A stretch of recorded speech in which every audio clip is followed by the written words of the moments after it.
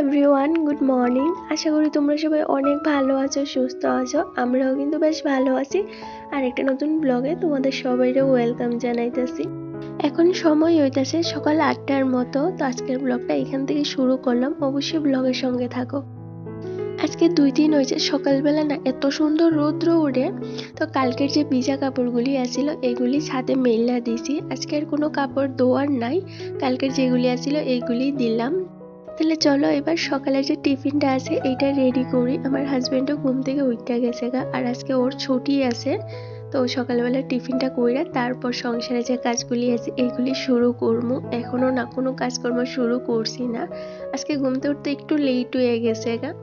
এই কারণে কাপড়গুলি মেললা দিয়ে সকালে যে চাটা আছে এইটা রেডি করলাম।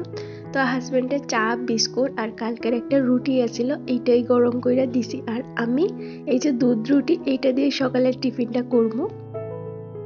অনেকদিন তো সময়ই হয় না সকালবেলা এইভাবে ঠান্ডা মাথায় বয়ে সেরে সকালে যে টিফিনটা আছে এইটা করবো। কিন্তু বেশিরভাগ দিনে চেষ্টা করি সকালের যে কাজকর্মগুলি আছে এইগুলি সাইরা ঠান্ডা মাথায় একটু বয়ে সেরে সকালের টিফিনটা করার। আবার অনেকদিন সময় হয় না, তো ওই তাড়াতাড়ি কইরে কিন্তু সকালের টিফিনটা কইরা লাই। তাহলে চলো সকালের টিফিনটা তো সারলাম। এইবার এই যে চার যে বাসনগুলি বললো এগুলি ধুইয়া তারপরে রান্নার যে প্রিপারেশনটা আছে এইটা করবো। তারপরে কাজটা শুরু করবো, কারণ রান্নার যে প্রিপারেশনটা আছে এইটা করতে অনেকটা সময় লাগে।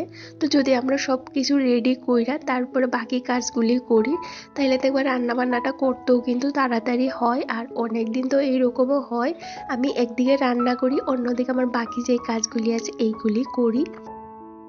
তো রান্না যেটা করবো সমস্ত জিনিস কিন্তু রেডি কইরা আয়া পড়ছি। এবার বাসি বিছনাটা এইটা উঠামো। আমার বেডরুমের সকালের বেলা তো জ্বালানাটাও খোলা হয়েছে না, যেহেতু ও একটু লেট করে উঠছে। তো ভাবলাম সকালের টিফিনটা সারি তারপরে বিছনাটা গুছাইমো। আর বিছনাটা যদি সকালবেলা না গুছাই তাইলে মনে হয় ঘর দুয়ারটা না একদম অগুছালো হয়ে রয়েছে।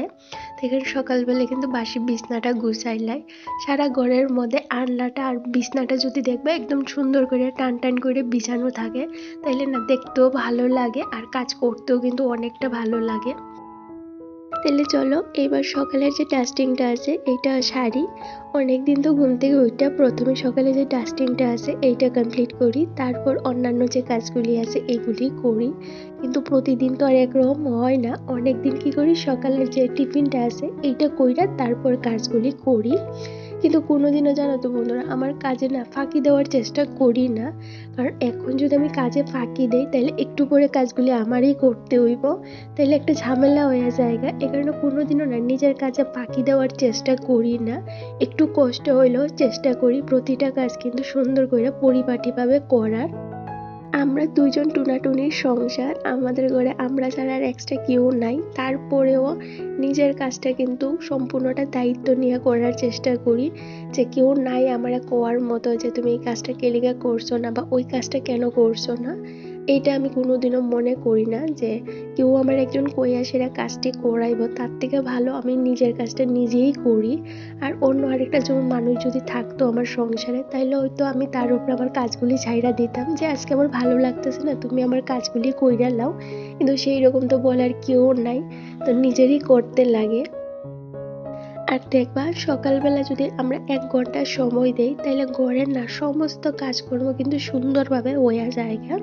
আর আগের দিনের যে অগোছালো জিনিসগুলি থাকে ওইগুলো কিন্তু আমি সকালবেলা জায়গা মতো আবার সুন্দর করে রাইখা ঘর দোয়ার কিন্তু একদম সুন্দর করে গুছাইয়ে রাখার চেষ্টা করি। তো সকালবেলা যে কাজগুলি আসিল এগুলি সারলাম, ঘর দোয়ারও গুছানি হয়ে গেছে না। তারপরে ঘরটা পরিষ্কার করলাম। তারপরে এই যে আয়ে পড়লাম এবার রান্না করে। আমার হাজবেন্ড গেছিল বাজারে, তো বাজার করে আনছে এই যে আলু মুড়ি তারপর ধনিয়া পাতা লাল শাক এইগুলি এখন সুন্দর করে জায়গা মধ্যে রাখতেছি। আমার হাজবেন্ড যখনই বাজার করে বা আমার যে সাপ্তাহিক যে বাজারটা আয়ে ওইগুলি কিন্তু আমি সঙ্গে সঙ্গে গুছাইয়া রাখা দিই, পরে কর্ম করে সে কিন্তু রাখি না। তাইলে না কাজগুলি অনেকটা দেরিও হয়ে যায়। সঙ্গে সঙ্গে যদি কাজগুলি কইরা রেখে দেয় তাহলে হাতের কাজটাও কিন্তু কইমা জায়গা। তো এই যে একটা ঝুড়ির মধ্যে যে সবজিগুলি আছিল এগুলি রাখলাম। আর ধনিয়া পাতাটা একটা কাগজের মধ্যে ফোল্ড কইরা রাখছি। আর বাকি যে আলু পেঁয়াজ এগুলি আলাদা একটা ঝুড়ির মধ্যে রাখলাম। আর এই যে মুড়ি আনছে, তো মুড়ির মধ্যে তো প্রচুর দুলা থাকে, তো এইটা একটা ঝুড়ির মধ্যে নিয়ে এসে এইভাবে চাইরা তারপরে কৌটার মধ্যে রাখতেছি। আমার কাছে মুড়ি জারার কোনো কুলা বা এগুলো যে থাকে মুড়ি জারার মধ্যে এইসব নাই। এই কারণে আমি এই যে ঝুড়িটা আছে এটার মধ্যে কিন্তু এভাবে চাইরা তারপরে রাখি। একটা কথা হয় না যে মধ্যবিত্ত সংসারে আমাদের কিন্তু অনেকটা চিন্তা ভাবনা কইরা তারপরেই কিন্তু সংসারটা চালাইতে হয়। তাহলে চলো বন্ধুরা, এবার আস্তে ধীরে রান্নাটা শুরু করি। আর রান্না করবো ডিম আলুর তরকারি। তো এই যে কড়াইয়ে ফোড়ন দিলাম একটু কালো জিরা, পেঁয়াজ, আদা রসুন বাটা, কাঁচা মরিচ। এইটা একটু কষানোর পরে এটার লগে মশলাটাও কিন্তু ভালো করে কষামু। তারপরে যে ঝোলটা আছে এইটা দিমু। আর ঝোলটা ফুটটা ওঠার লাস্টে ওই যে আলু, টমেটো আর ডিমটা অ্যাড কইরা দিমু। তো আমি আলু আর ডিম আর যে টমেটোটা আছে এটা আগে একটু বাইচা নিছি। তো যাক, তরকারিটা হইতে হইতে চলো এবার গড়টাও মুইচ্ছা লাই। তরকারিটা হইতে তো একটু সময় লাগবো, তো এই ফাঁকে তো গড়টাও মুইচ্ছা লাই। মধ্যবিত্ত সংসারে যেমন হিসাব কইরা চলতে হয়, তার পাশাপাশি কিন্তু আমাদের বুদ্ধিরও প্রয়োজন হয়। বুদ্ধি যদি না থাকে তাহলে একটা সংসার চালানো কিন্তু এতটাও সহজ না। তো এই বুদ্ধির প্রয়োজন কিন্তু আমাদের রোজ দিতে লাগে একটা সংসার চালাইতে গেলে। দেখবা এমন অনেক সময়ে যে সময় আমরা অনেক জিনিসে কিন্তু অনেকটা ঘাবড়াইয়া যাই, ওই সময় যদি আমরা একটু বুদ্ধি খাটাইয়া কাজ করি তাহলে দেখবা প্রতিটা কাজ যেমন হইয়া যায়গা, আর সেই রকম কোনো ঝামেলাও হয় না। যেমন দেখো আমার রান্না বান্না করতে কিন্তু অনেকটা লেট হয়ে যাইতেছিল গা, এই কারণে আমি রান্নাটা বসাই আমার বাকি যে কাজগুলি আছিল এইগুলি সারলাম। তারপরে স্নান করলাম, পূজা দিলাম।